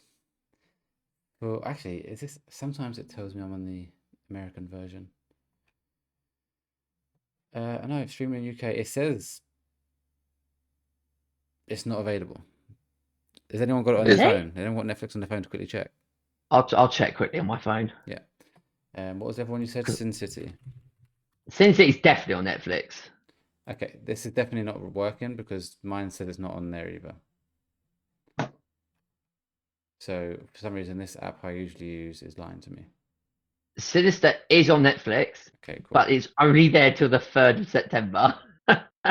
I okay. think we can't do that then because So I'm flying away with work on the 3rd. So yeah, I can't do Sinister unfortunately, unless it goes somewhere else for free in that time. Usually it will be, won't it? It normally If leaves it's to go leaving somewhere, they else, usually yeah. get it. Yeah. I'm also going to check Sin City to make sure that's not limited. Otherwise, I'm screwed. Yeah, Sin City's still on there for a period of time. So, Okay. but that's annoying. Okay. We can always switch that if we can't watch Sinister somewhere. Yeah, okay. Let's say it's Sin City, but we will update people next week's podcast, which isn't a review one. For now, it's going to be Sin City just because Sinister's leaving. But if it goes to Amazon Prime or something like that, or Disney Plus, Yeah, I doubt it's going to Disney Plus. But you might also get it on like one of like the things on Amazon Prime where you get like a 7-day free Yes. trial, maybe. So it's going to be one of the two. It's either going to be Sin City or Sinister. Yeah. But for now, because we need to let people know what we're going to watch, it'll be Sin City, unless we say otherwise in next week's episode. Yeah. You can watch Sinister on Amazon Prime, but through Lionsgate, but you can get the free 7-day free trial.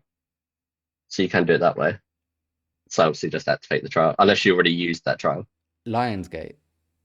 Yeah, it's I another think I bloody have. thing. I don't think I have, so I'm I happy haven't to do that. either, so I can do it that way as well. And I've got the DVD of Sinister, so I'm sweet. Okay, final answer. We're watching Sinister. Somehow. Either Netflix or Amazon Prime through Lionsgate, we're watching Sinister.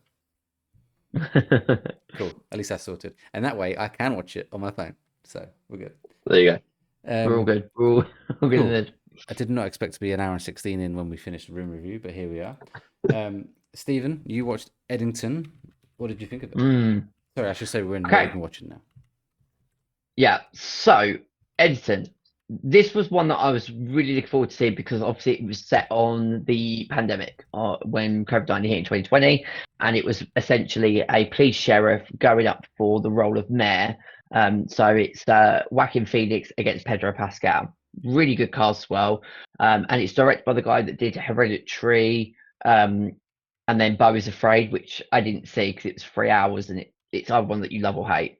So I love the idea. It was a COVID-19 take, which was a really realistic take on like bringing back memories of wearing face masks, social distancing. It touched on the Black Lives Matter movement, the death of George Floyd, and a lot of like conspiracy theories, what people had at the time. So I loved the first hour of the movie. I thought it was engaging, interesting, pitted two characters running for mayor. Unfortunately, the second half of the movie is an absolute train wreck. The second half of the movie is so bad. This movie's 2.5 hours, I should add, right? And it was boring. It made no sense. I got where the story was going, but I just lost completely full interest in the second half of the film. I think this is one that if it was an hour and 30, it would have been a really good, sharp movie.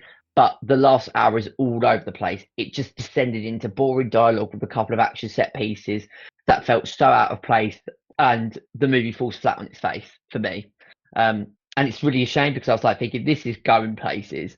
A bit like with Hereditary. I don't know if either of you seen the horror movie Hereditary. Yeah, I think Hereditary for like the first hour is amazing, but I think the third act is all over the place. Maybe this is an Ari Aster thing that he can't keep I a quite movie. liked it. I quite like the ending. I liked all of If that. anything, I found Yeah. it boring until the ending. Yeah. Oh, okay. Did you? I won't spoil it, people. But the sequence in the car, Yeah, which that's I still, obviously a main point. But, yeah. But he's a very Marmite director. I think you either love him or hate him. And I did really enjoy Hereditary. up until the last act, and this had a really good, like, promising first start, but the second half, like, I think if we went to this, Andy, you would have been just completely and utterly bored all the way throughout.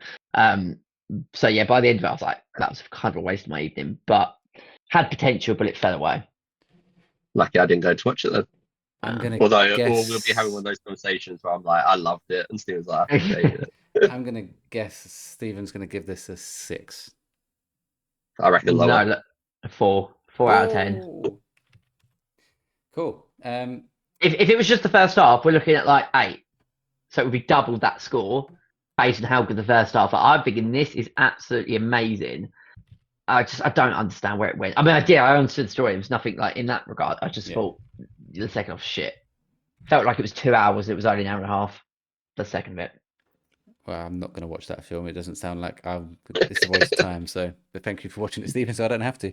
I want to quickly talk about a book that I've read rather than a film that I've watched. I've got it here. It is Project Hail Mary by Andy Weir. So obviously this is going to be a movie. Is it January? It's definitely next year. Is this the Ryan Gosling one? The Ryan Gosling space adventure, sci-fi extravaganza. I say recently, in the last 5 years or so, realized that I don't read much. I really don't. But I love sci-fi. Like, sci-fi is my shit. And there's some other books. Have you watched the TV show on Netflix? They've only done 1 season so far. Free Body Problem. No, I haven't seen it. No, I haven't seen it. Well, I knew they was making this new show and it was about this book, and I went and read the 3 books, and the books are fucking unbelievable. Like, the best things I've read in my life. And now they've made a show out of it, and the show's good, and they're going to make more series, hopefully. But anyway, that's where I realized how much I love sci-fi. Heard they're making this film. Thought, fuck it, I'll read the book before I watch the film. And what a fucking book. I am now, my hype for this film has gone through the fucking roof. That's the issue, though, because a lot of times films don't stick to the books, do they? Or TV shows. I'm already worried about it. I'm already worried, thinking I'm going to be one of those fucking prudes who goes on the podcast saying, "Oh, it's not as good as the fucking book." You're going to be like those Game of Thrones people, like going, "We all knew everything because we've read all of the Song, Fire and Ice books." You're all going to be one of those. And I'm not going to spoil anything for you guys. I would advise not watching the trailers. I think this is going to be one of those films where if you go into this, and I know it's hard, we go to the cinema, we see it. It's going to be one of those films where if you go in knowing pretty much nothing, this film's going to surprise you. Obviously, I've already seen the first trailer because they have shown it. But I don't think the first trailer's really given too much away. I agree. But I've seen something online where the new trailer apparently shows off something, and it's a pretty pivotal thing. And I was like, do I watch it or do I wait and find it out? See how they've done it. Watch it. So if I go to cinema and I see it, I'm going to say I'm closing my eyes. I don't mind hearing things, but I'm closing my eyes. So you're saying if the new trailer comes out, and you just got to look to the floor. Interested. I'm going to. It's up to you what you do, but there's some things that I want to be surprised by when I watch it. We usually always show the same trailer in the cinema anyway, so hopefully I won't see. I won't look at any other trailers. Like on YouTube or whatever. If any of it pops up in the cinema, so hopefully they just keep showing the same one. So this author is the author who wrote The Martian, which is an amazing body of work. I've not seen The Martian. Is that the one? Mark Wahlberg, right? Or is it? Is it Mark Wahlberg? No, Matt Damon. Matt Damon. Yeah, I always get those two. I've bought the book today. Oh, you got the book, so I'm going to read that book now. And once I've read that, I'm going to watch The Martian. I'm not going to spoil anything. The new film. But what I would say, if I was going to rank The Martian, I'd give it a 10 out of 10. The movie. I've heard it's incredible. It's one of those movies that as soon as you walk out of it or finish watching it, I could easily watch it again. Mm-hmm. It is probably one of the best Ridley Scott movies, not just in terms of how it's written. Yeah, Ridley Scott directed The Martian. And it's by far one of his best piece of work, because Ridley Scott is one of those directors where he's only as good as the screenplay. If he's got a shit screenplay, then it's going to be a shit movie. But the screenplay for The Martian, because it's written by the author, I believe it's the author that wrote the screenplay for The Martian, it's so good. So Project Hail Mary is not directed by Ridley Scott. It's directed by Phil Lord and Christopher Miller. Oh, Did God, the this author doesn't write the this doesn't give me much screenplay? hope. Hang on. So Phil Lord directed 21 Jump Street, 22 Jump Street, Lego Movie. These are Oh, not I films like that I it. would They're like relate. comedy movies. Well, Yeah. The Lego movie is to be really fair, cool there though. are comedy elements in this film, like elements. It's not a comedy. Yeah. Yeah, And it's and The Martian also, also has funny oh, moments. Christopher Miller has directed the exact same films. So they're obviously a double Okay, act. so they work together. Okay, cool. That's made me worried. You That's made know. me really Does it worried. tell you? Has the author wrote the screenplay for Hang on, that? let me have a look at that. How do I So I'm find pretty that sure in he wrote the screenplay for Wiki? the Martian movie. The writer is not. He's the original writer, but he's not the writer on the film, apparently. Oh, okay. I thought maybe he didn't write the Martian then. Oh, sorry, I'm not looking at The Martian. This is on Project Hail Mary. The the writer, no, the writer for The Martian is the same guy that is writing Project Hail Mary.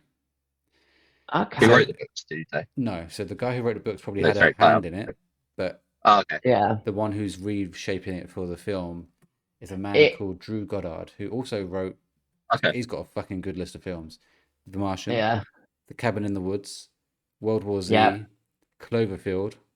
That leaves me pretty happy. Yeah. Yeah.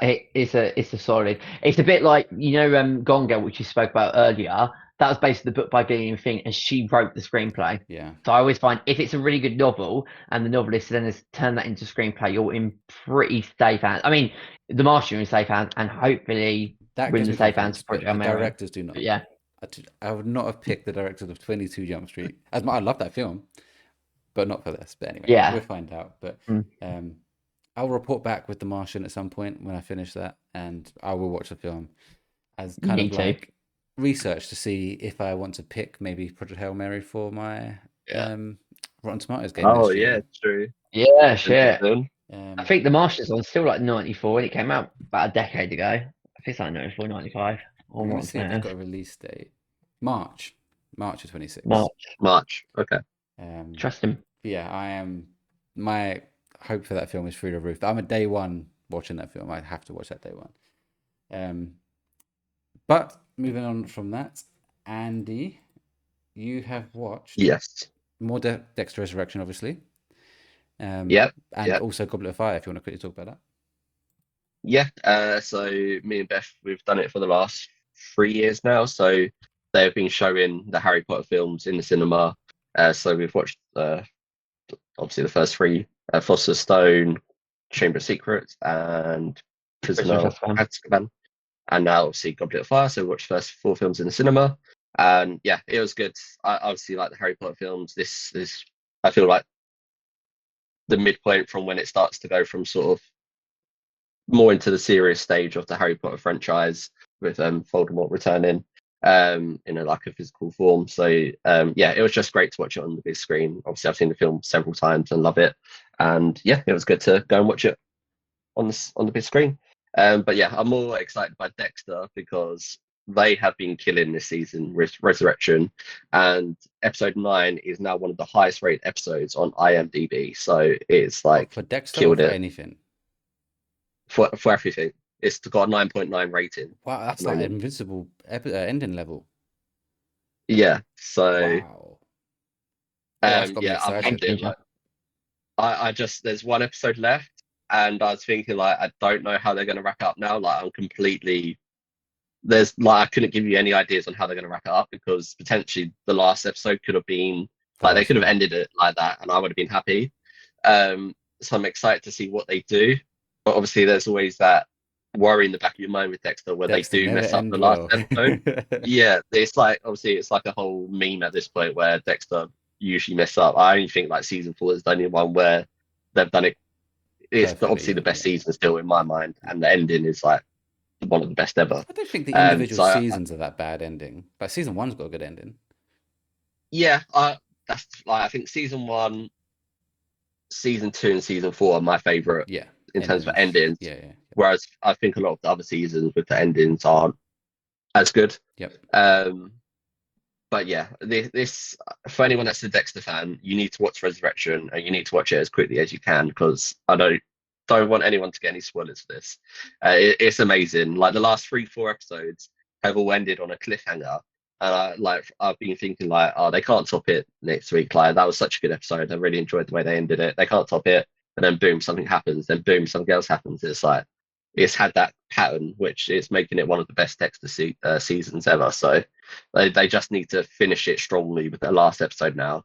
And there have been some conspiracy theories or like theories that I've been speaking to my friend James about.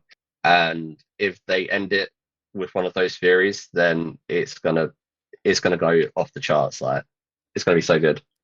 So I'm excited to see how it finishes. So good to hear that Dexter's like well and truly back. I hope they don't fuck it up. Yeah, it is bad, man. It is bad. But obviously, I quite liked the New Blood or whatever it's called. I think it's called New Blood. I But it would have sounds liked like it. Sin and Original Sin and Resurrection are taking it another step. Obviously, that's been cancelled. Yeah, One of them. yeah. I feel like because at the time they hadn't had plans to do Resurrection and stuff, or there wasn't any announcements. It was just like we're just doing New Blood. We're going to chuck that out. That's it. Whereas if I think I go back now and rewatch that, I'd enjoy the ending a lot more, knowing that there's another season. Mhm. But because at the time there wasn't, because I really like the serial. Like I think the serial killer in New Blood is one of the best ones, Mhm. and I really liked that story. I just thought again, I thought they messed up the ending, thinking that was the end of whole of Dexter. But knowing now it continues, I think I'll enjoy that ending a lot more as well. Yeah. Cool. But yeah, you gotta watch it. Go watch it. It's high up on my list. It's And it's I very realized the emotional. other day that I've accidentally been paying for Paramount for the last 4 months. I hope you watched it. It's a long story. I didn't even know I was paying for it. Yeah. So I've cancelled it now, but I've got it until like the middle of September, I think. And both Original Sin and Resurrection are on there. So I'm thinking, do we Yeah, they just are. Yeah, binge the fuck out of it? you got to do it. Binge it So it up. goes. Stephen, you also went to see Materialists. Yeah, Is another that- Pedro Pascal. Is that better than Eddington? It is much better than Edison, yeah. Thought so. It's just mad that like Pedro Pascal has been everything at the moment, literally everything. So it's really weird watching him in two very different movies, playing two very different characters. Materials is much better. I mean, it's a bit weird. I went to see a romantic comedy by myself, so I did feel kind of a bit weird by that because like I'm in a cinema screening and it's date night and you got all the couples coming together and it's all lovely, and then there's just me in the middle of the row with my popcorn and my beer, watching a romantic comedy. I mean, it's kind of what you would expect. I mean, I think Dakota Johnson and Pedro Pascal and Chris Evans, you got three people in the movie that are very good actors. Love the dynamic.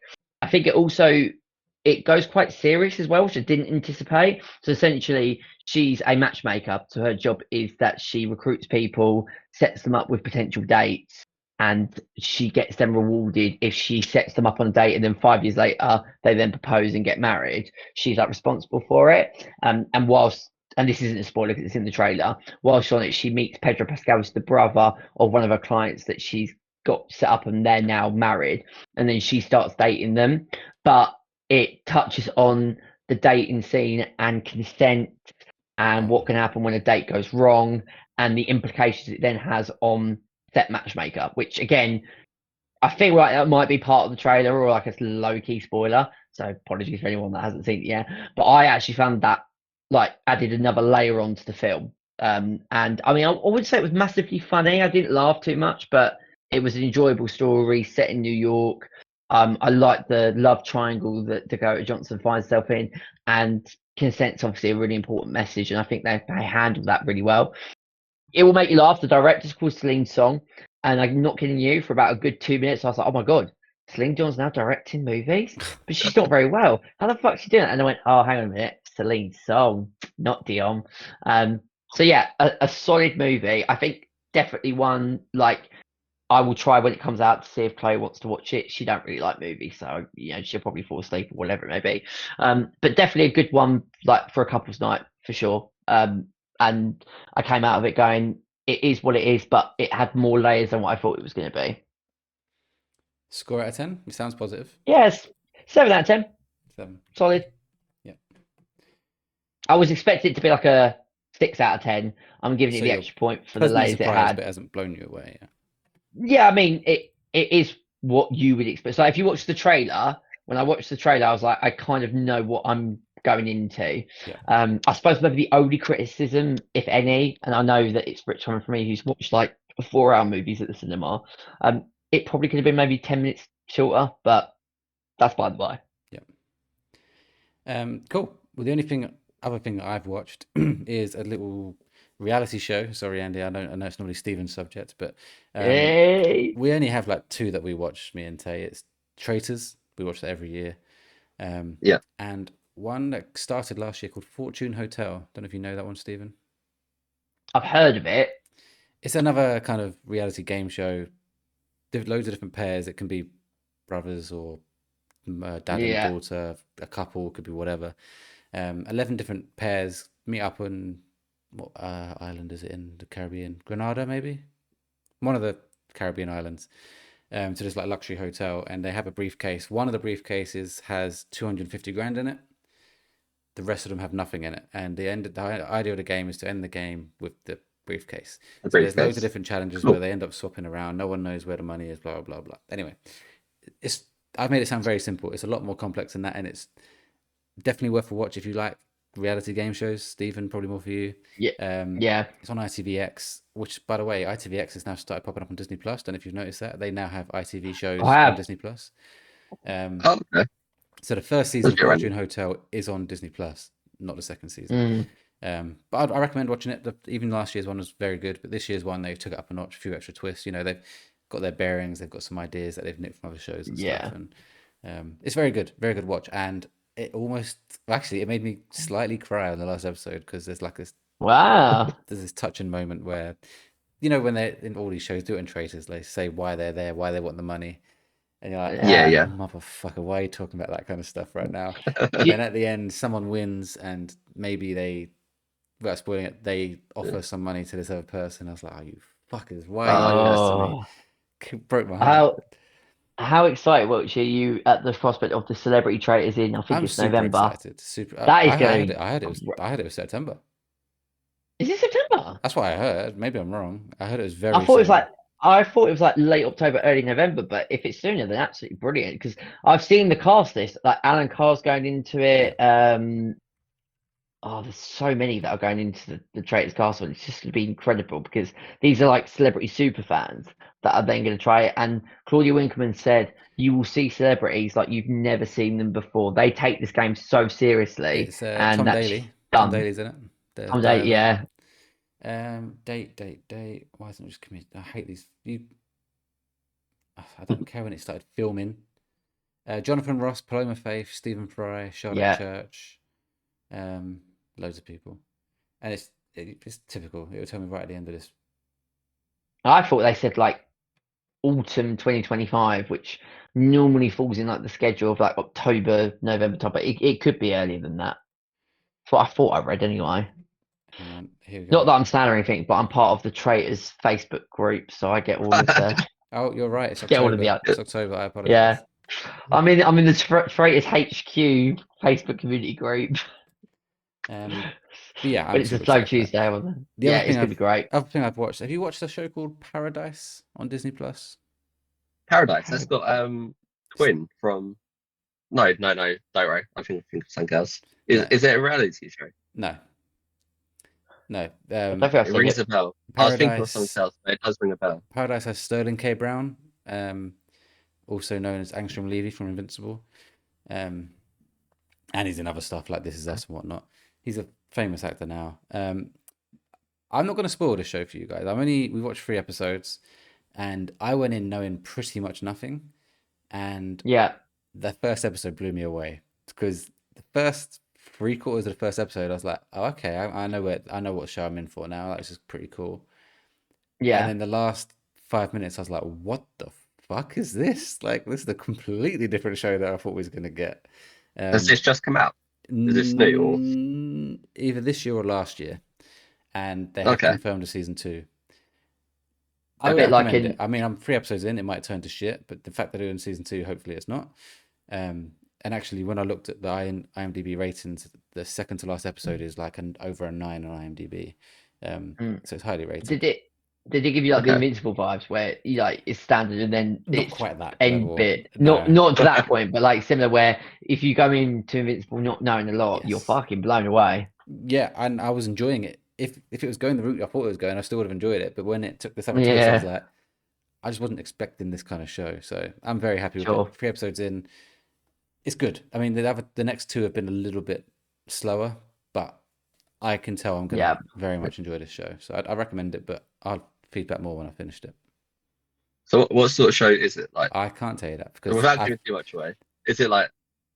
It's a detective. Let's say it's a detective show because someone dies, Okay, and we're still trying to figure out who has done it and who it how. is? I guess So like a Okay. drama.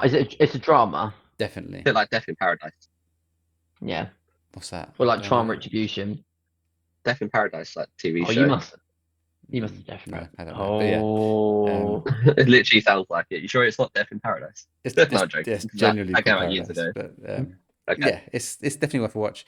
It's got It- there's another actor in it who is very famous. I'm sure he's very famous. it does give me, like, when you were walking on your metaphorical eggshells, in respect of, there was a show on ITV called Charm Retribution where it would be like different cases. I don't know if either of you ever saw it on like ITV back in the day, and then you'd have to work out who was the reason of why the crime happened. And like, I'll spoil it because I don't think you guys will watch it. There's one where this kid is accused of killing his parents, but he has a twin brother, and at the very end they swap. So the innocent brother goes down, and the guilty one walks away with a smile on his face, but you don't see it coming. And I remember that like clear as day, going, "Oh my god!" And what you just outlined, which sounds like where you don't expect anything to happen, and then you go, "Whoa!" I quite like shows like that. The other actor is James Marsden. Oh, Okay. is this on? Is this on Bib? It's not on Bibs. Oh no, I'm thinking of something else. It's not on Bibs iPlayer, did you say? Or is it on Disney Plus? I don't think so. I've only seen it on Disney Plus, but I might be. I don't think so. Oh, okay. No, I'm thinking of another show that James Marsden in that we were talking about, Andy. Do you remember that one that you seen His name rings a advertised? bell. What is he in? What else is he in?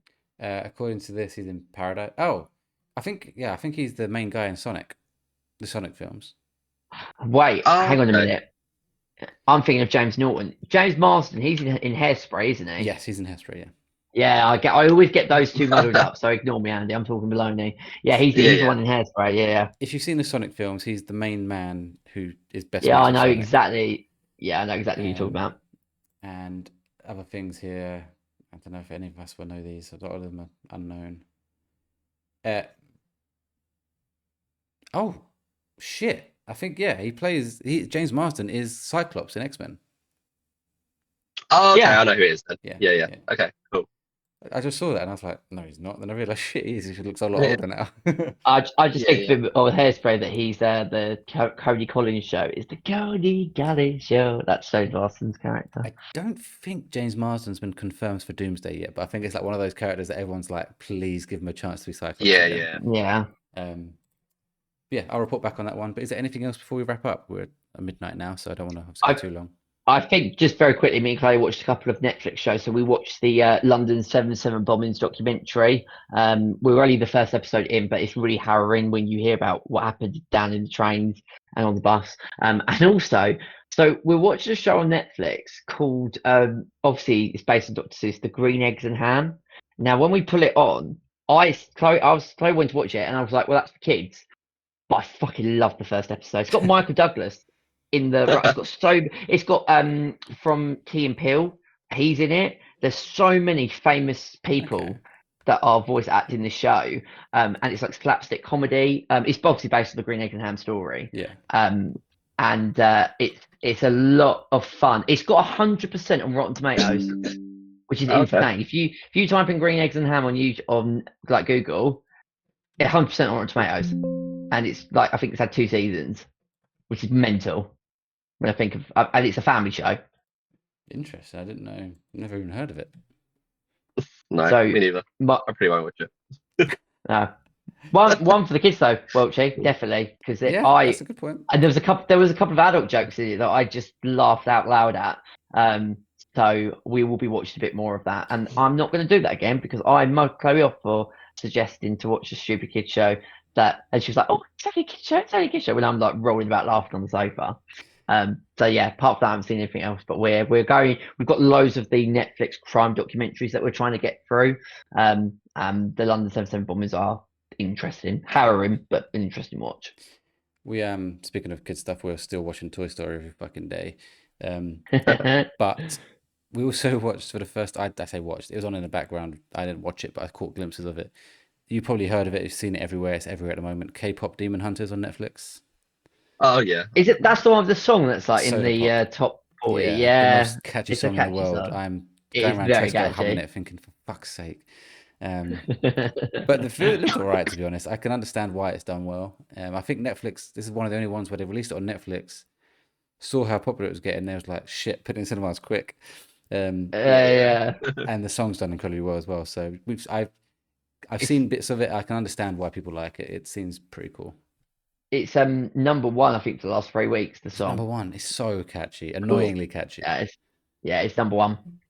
My sister showed it to me, and they were like, within 10 seconds, like, yeah, let's go to my car playlist. Yeah. Yeah, I could just tell that I'm gonna find I that was song going to add really, it to our really playlist interesting. today, but I thought no. Well, the other thing, just quick with Toy Story, I was tempted to add in a sequence of To Infinity and Beyond. You know, the bit where they fly and he's like, Buzz, we're flying. And he's like, it's not flying, it's It's falling catching with a star. style. And it's Yeah, like the yeah. big crescendo moment because I can't get that out of my head because I'm actually watching since we spoke. I'm watching loads of Toy Story clips at night on YouTube. Like, I can't get enough of them. And they're just so funny. That's because you want to be proven that Toy Story 3 is better. But anyway, Oh, before we go, Andy, do you want to let everyone know where they can follow you? Yep. So you can find me over on Twitch at Andy_Y_07, and also on YouTube, Facebook, Instagram, and TikTok at either AB Collectibles or AB Collectibles 24. Thank you very much. And Stephen, where can people follow you? yeah, just on my TikTok at DJ Bagpuss. Got a lot of stuff happening on TikTok at the moment. If you want to hear me really, really angry, just watch my most recent video that I uploaded earlier today because I was fucking gay when I walked in. And just on my YouTube at the same mentor of DJ Bagpuss as well. Thank you very much. Thanks again for tuning in to the Late Night Movie Podcast. If you enjoyed it, please do give us a follow, leave a rating, and tell a friend about us, as word of mouth goes a very long way. You can follow us on all social medias with a handle at the LNG Pod, and be sure to join our Discord community using the link in the podcast description. Next week, we have the penultimate movie quiz show episode for 2025, so look forward to that. Until then, I have been your host, Welchy, and my guests have been Andy. Yeah, thank you as always, guys. It's been a pleasure. And yeah, look forward to the next episode. And Stephen. Yeah, can't wait for the next one and hoping to get another point against Andy in the movie quiz. So watch your space for that one. Thank you all for listening, and we will see you next week.